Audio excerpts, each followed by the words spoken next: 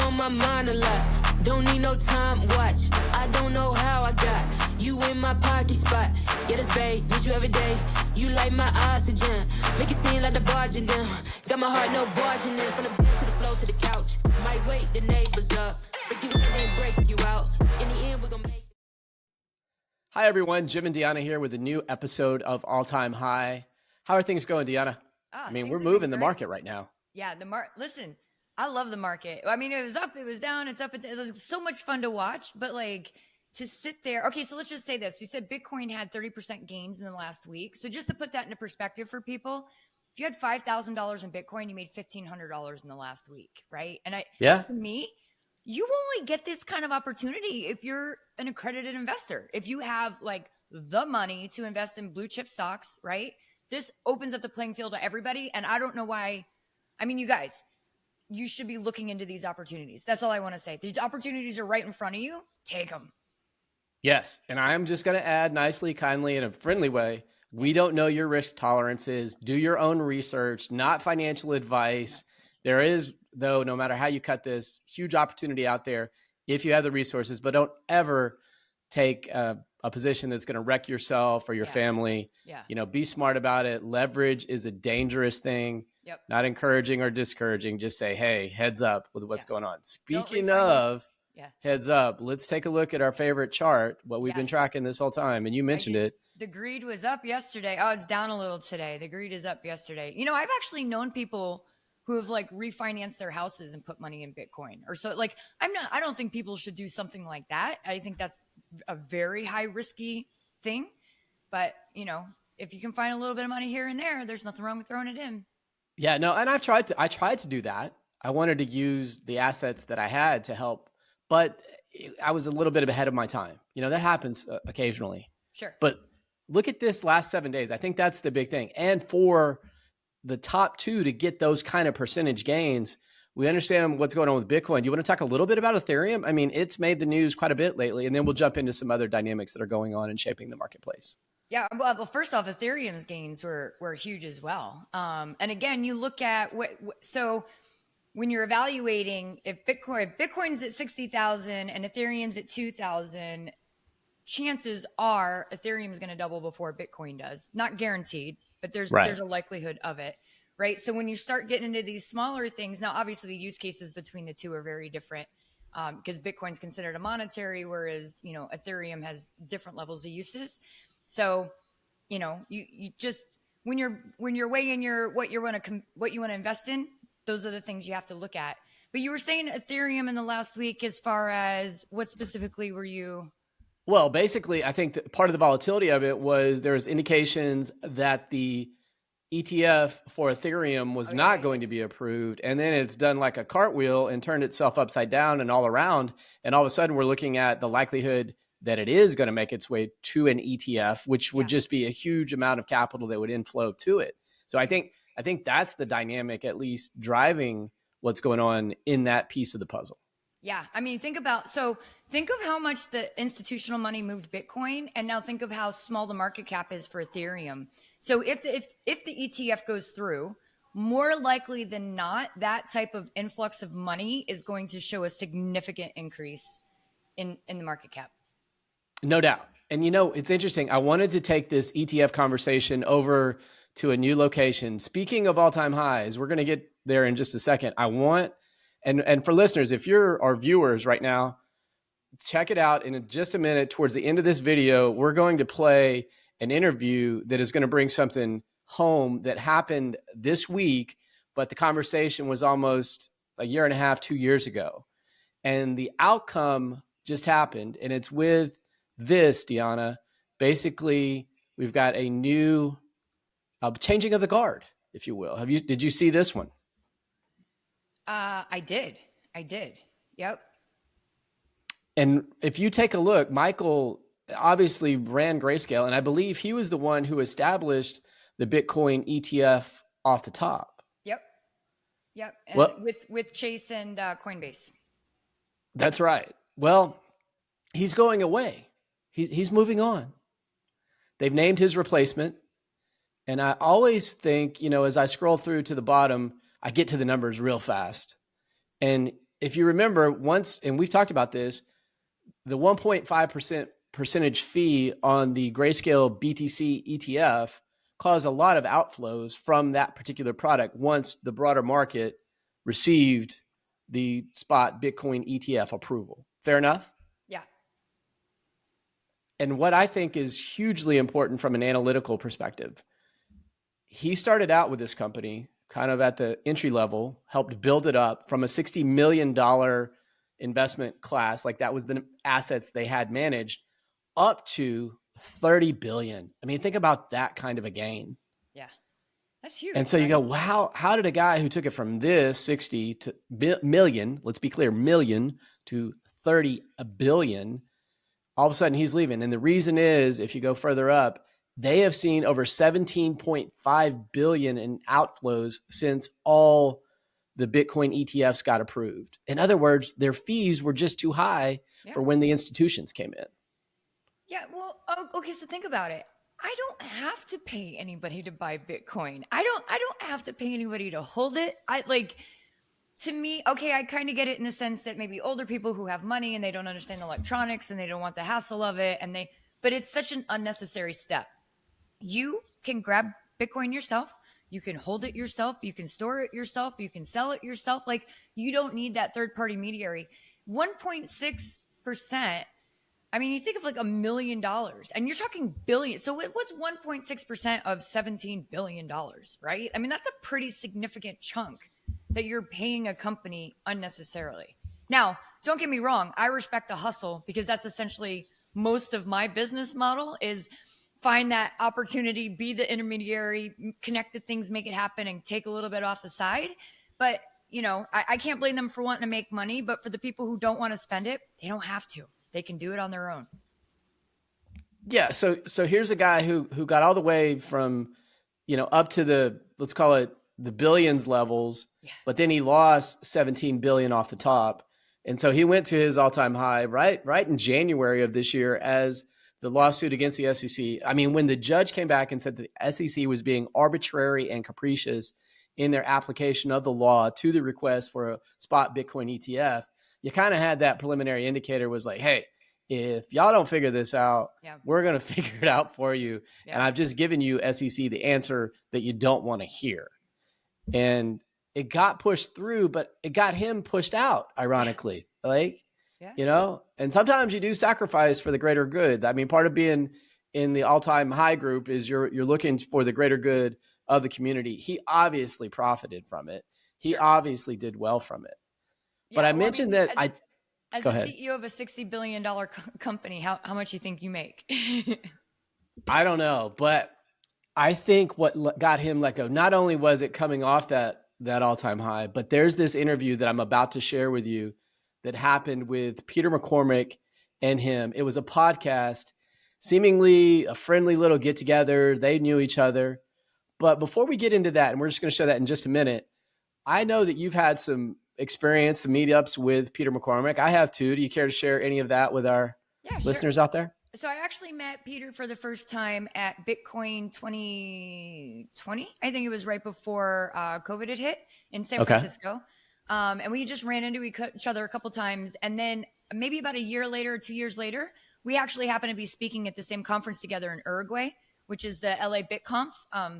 Amazing conference. Love the guys. Such a fun time. And so Peter and I ended up sitting down next to each other at lunch and just had an amazing conversation. He's a great guy. He's extremely intelligent. He's done very well for himself in the space, not just from his podcasts and his shows and the interviews he does, but he bought a soccer team and he's been killing it in soccer. So, I love seeing people rise. And again, it's just the level of opportunity that crypto and Bitcoin bring to the table that people can take advantage of. You have a regular guy like Peter. I don't think he has like this incredible background. I think he started off as a podcaster and a journalist and made a way for himself in this industry. And I just love stories. He started out as an advertiser selling ads. That's right. Yeah. At the beginning. Then he moved over into and graduated into that. He's killing it. I mean, he bought a soccer team. Well, yeah. And that's where I got, to gain a healthy respect for his ingenuity, his resourcefulness, his entrepreneurial spirit. I mean, he comes in and he puts money into this asset class that he truly does believe in. I fairly characterize him as a Bitcoin maxi. 100%. And he said, I'm going to put this money in knowing that this asset is going to grow, and I'm going to buy my hometown soccer team. And anybody who loves sports competition as much as I do has always had a possibility, a dream that one day you could own a team. Yeah. And so not only does he make that acquisition of the team, but he's got a game plan that's going to take this team to the Premier League, which is the highest level of soccer. So it's not just getting your hometown soccer team, but it's paying the players in Bitcoin. Yep. It's moving up through and graduating to higher levels by being able to get better talent because of the use of BTC. So I admire him for that. I did work for, he's a tough cookie though. And you're going to see that in an interview in a second. Yeah. And I had to negotiate on behalf of my client, the Texas Blockchain Council, to get him to come over and do an interview with Senator Ted Cruz. It is a great session interview between the two of them. Oh, but before we got there, he's a tough negotiator. I mean, but so am I. And in fairness, we worked it out. I think had a healthy respect for each other. He just didn't like that it was the Texas Blockchain Summit. He really wanted to be a more participant in the Texas Blockchain Summit, if that makes sense to you. Yeah, well, he's a Bitcoin maxi. You know what I mean? And you have to understand, for most of you who aren't in this world a lot, Bitcoin was the first, right? And a lot of these other technologies, the thing with Ethereum was you could raise some coins on Ethereum. It didn't mean you had technology. It just meant you could make coins, sell those coins, raise the money for your project, and build the project after the fact. And a lot of ambitious people, when put in practicality, saw that that wasn't necessarily a feasible thing. And so, I mean, look at the meme coins. Come on. Coins for that reason, because, you know, maybe they make it to market, maybe they don't. Whereas Bitcoin is true, authentic. It's a very different asset class than the rest of the crypto space. Fair enough. So let's go back in time just a bit. We've got this changing of the guard, and the issue at hand, Peter is pressing on the dynamic. Let me pull the screen up as I set this up. It's the British in him, right? Like, oh man, once he gets once he pokes, he can't stop. Nope. And you just watch this, and he continues to escalate the conversation. And the guy being interviewed, the one who is departing, Michael Sonnenshein. I don't even know if I can say that properly. But this is going to be a longer clip than we usually go with. Now, mind you, this is an hour-long podcast. I've taken us through to the 50-minute mark. And I'm going to go ahead and let this fabulous footage roll. Do you want to give the premise of what they're going to be talking about a little bit?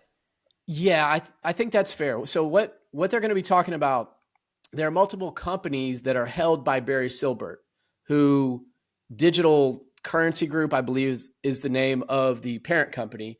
And underneath it, not unlike FTX, there's this complex iteration of various entities that pass money back and forth.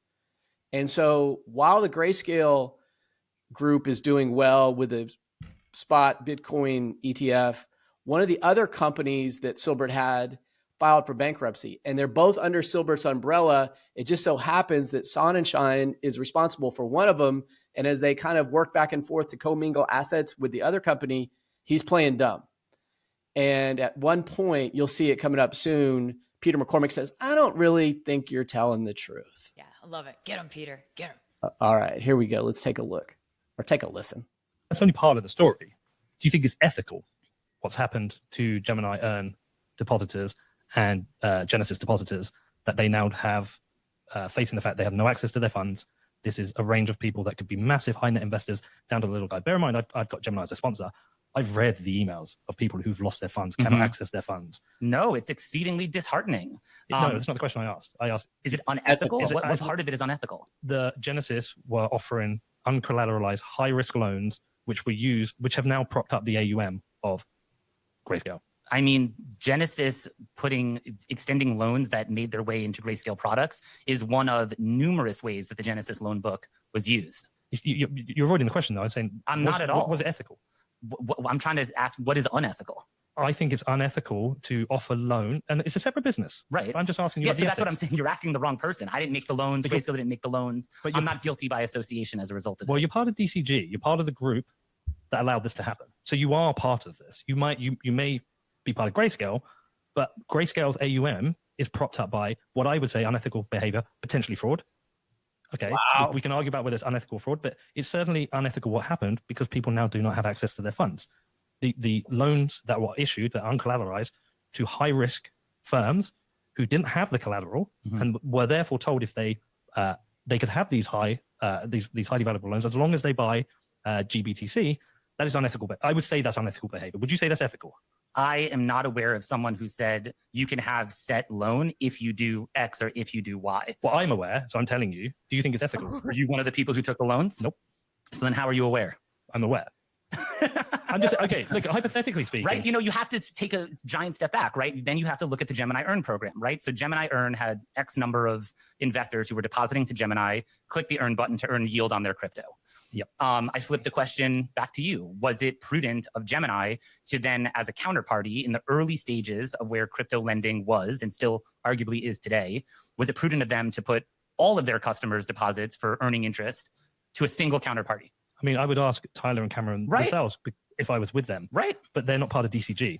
But nonetheless, they're still the ones who extended that all into one place, right? And were they doing the proper due diligence on the way that Genesis was or wasn't making loans, right? But that's a question for Tyler and Cameron and Gemini. It's not a question for it's not a question for DCG. The question is, he's like a dog on a bone. I'm really responsible for running the Grayscale business, right? Of course, but you're part of DCG. So I can share in the frustration, I can share in the anger, I can share in the saddened state that we are in because people have been disadvantaged, have had millions of dollars of capital that's been tied up in these types of arrangements because the Genesis loan book shut down, because Genesis went into Chapter 11. But I also can't claim or take responsibility for it running the Grayscale business, right? I've not asked you to and I also can't really opine in a sincere way whether things were ethical, unethical, untoward, or toward, because I actually think you have a duty to, because you've talked early on about the size of the AUM. Yep. We know the fees, the high fees that you guys charge, the 2%, leads to a massive amount of revenue a year for the company. Now, if the AUM has been propped up by unethical behavior by another company within the same group, with specific arrangements that have pushed people towards buying more of this, that has essentially taken the funds of retail and other institutional investors from Gemini Earn and Genesis, and that has pushed up the AUM, the revenue that your company has earned and the wages that pay you has come from unethical behavior, potentially fraud. I mean, I let that run longer than I typically would, but he was on it. Wow. He was a little pit bull, like, get him, Peter, get him. It ultimately resolves where he says, I just don't believe you. Like, how can you be part of a parent company group and not, you say all the players, you've been in the industry, you started out at the beginning, you have the ear of Barry Silbert, and it's not like Silbert's not telling you guys that this is how this money's going to flow and go? Well, okay, but think about it. He's putting him in a little, as the CEO of a company, am I going to come out on a podcast and say, you're right, that was fraud. We're all unethical. All of us have been just doing shady things to make money.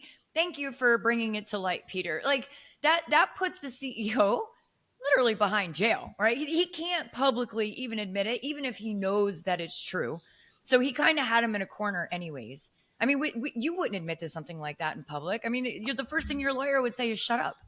Don't say anything. Yeah, quit talking. Like you've already said too much, for sure. I just, it's ironic that even though history repeats itself, because this interview was in advance of whatever transpired. Well, no, it was after FTX, but all these things are going down at a similar time period. And I do think it's what got him moved on from his current role and responsibility. Also, they were obviously off the apex of it, and maybe your pay plan when you're growing like they were to the pay plan when you're coming, having 17.5 billion of outflows, probably not as good. I'm just saying. No, you think, and that's a third of their worth, right? If they're 60 billion and you have 17, that's almost a third of your worth. Just gone. I mean, that's like a Google AI thing. You remember when Google dropped their AI and I think they dropped like 10 billion in a day. Oh yeah. No, the money moves with these big firms quite fluidly. And I bring this picture up because, having been in the space as long as I have, much less your time that you've spent here, you start to see around the corners, and it's important to kind of look and know the names that are driving a lot of the activity at the highest levels. And this is one of them. I mean, Barry Silbert has I think it says over here, the CEO of Digital Currency Group. So I just, ears up, eyes open, wide open, eyes wide shut. I don't know when you see that particular name or that particular entity, because these sub entities are collaborating and working, buyer beware. That's all I can tell you. Yeah, it's I feel like there's a lot of companies who do some of these practices, right? In fact, when I first started off in crypto, not first, but probably in like midst of my career, I worked for a company. It was going to be a fund. And I can just remember walking into this company and the structure of this company is owned by this and then this and this and this. And like, I was thinking, oh my God, this looks super illegal. Like whatever's going on here, this does not look like it's an ethical thing. When it comes to these funds and some types of these organizations, it's actually more typical than you would think. But I think you start to get into these ethical dilemmas, just like Peter's presenting here with Grayscale. Yeah, for sure. And I think we want to end on a positive note. We want to make people aware, caveat emptor, buyer beware. That's about all the Latin I know. But I do want to share with you the last screen of the day. And it's basically the new guy coming in. Yeah. So as Deanna always says, you got to know the people. Yep. And this is the new guy. If you want to avoid, since we're ending on a good note, to avoid being one of these customers, don't leave your money on an exchange. I know it sounds super attractive to be able to earn interest. Don't leave money that is going to hurt you if you lose it. And if you're that serious about hodling, put it in cold storage and put it somewhere in a safe to where you're not online. And then you don't have to worry about who's playing with your money because you have it. But go ahead, Jim. For sure. No, that is great guidance. And I think we can't say that enough as we move forward. And as we move forward, we look and see that Peter Mintzberg, and I like to see, where the money flows and where the people are. It's where the money, where are the people. Yep. And as we look at it, Peter Mintzberg, check out his background. I mean, okay. Now we got the Goldman Sachs guys in on the mix. We got the Harvard University guys in on the mix. And you can see, he spent 3 years in New York, global head of strategy. He sees the opportunity. He was with Apollo Global Management, managing director for a year in the New York area. I believe this is where Jay Clayton worked for a while. Does that name ring a bell? Yeah, I think so too. Yeah, former head of the SEC. So you start to have these ex-government officials, the Harvard types, and look at this. This is the one. I mean, the story tells the story. BlackRock. Say no more. Say no more. Yeah. Drop the mic. Speech over. I think we're just seeing the movement from a place where growing the asset class to some of the bigger players are going to come in and institutionalize the asset classes. As we go back earlier in our conversation, we're talking about the ETF for Ethereum. This whole process is the ETF for BTC. Yep. And now where is that company going to go from here? We'll find out from Peter Mintzberg, from Barry Silver. Yep. But look, they're in the business of making money. And I'm assuring you that is what exactly they will do. Yep. And if they're focusing on it, maybe it's something you should be looking at too. Be thinking about it. Be thinking about it as we move our way to an all-time high. That's Deanna, right. Thanks for another great episode. We'll see you on the next one. Thanks, guys. You on my mind a lot. Don't need no time, watch. I don't know how I got